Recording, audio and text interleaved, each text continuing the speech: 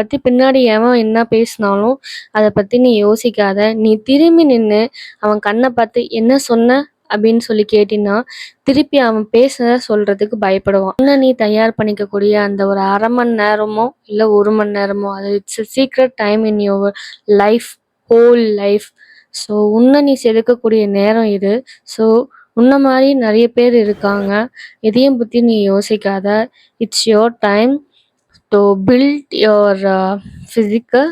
உன்னை பற்றி பின்னாடி எவன் என்ன பேசினாலும் அதை பற்றி நீ யோசிக்காத. நீ திரும்பி நின்று அவன் கண்ணை பார்த்து என்ன சொன்ன அப்படின்னு சொல்லி கேட்டினா திருப்பி அவன் பேச சொல்கிறதுக்கு பயப்படுவான். அதுதான் இங்கே இப்போ நடந்துட்டு இருக்குது. ஸோ எவனை பற்றியும் எதையும் யோசிக்காத. உனக்காக நீ வாழு. It's time to fly.